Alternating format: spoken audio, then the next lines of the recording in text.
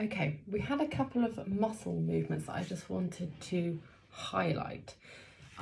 We spoke about agonists and antagonists, and we've spoken about eccentric movements and concentric, isometric, isotonic, isokinetic. So we've got all those different types of muscle movement. A couple of other things that are helping to support that muscle movement and joint stability. We have the fixators, stabilizers that allow a muscle to keep moving, but to not become unstable. For instance, the trunk. So your trunk here is all about core stability and balance. So it enables your upper body, your skeletal system to stay upright. Okay, so it does all of that work, the trunk area. It stabilizes, fixates the joints and muscles in position and keeps them there. Okay, so that's our fixators.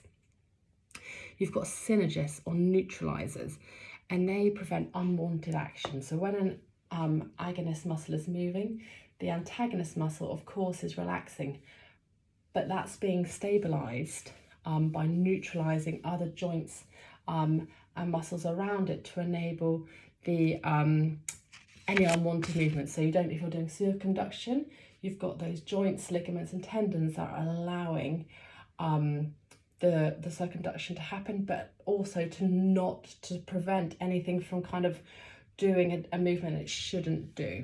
Okay, so that's synergist, neutralizers. Then you have reciprocal inhibition reflux. So that's simply, you've got an agonist contracting, bicep brachii, okay, to allow for maximum torque, so around muscles and joints. When the agonist muscle contracts, again, it's stability to stop any movement happening that you don't want to happen. You've got automatic neurons, controlled movement that is enabling the muscle to contract, but not to contract more than it needs to. So that automatic signal coming from the brain is ensuring that the neurons are holding that movement in place, and it's doing what it needs to be doing.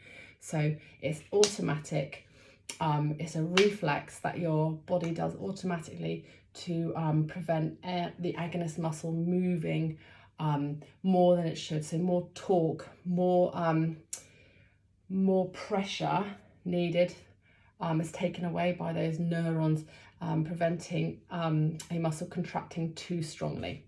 So those three areas there, we had the fixators, stabilizers, so keeping muscles moving, keeping them stable. The trunk is a great example. The synergists or neutralizer, so preventing unwanted actions from happening at the muscle or the joint.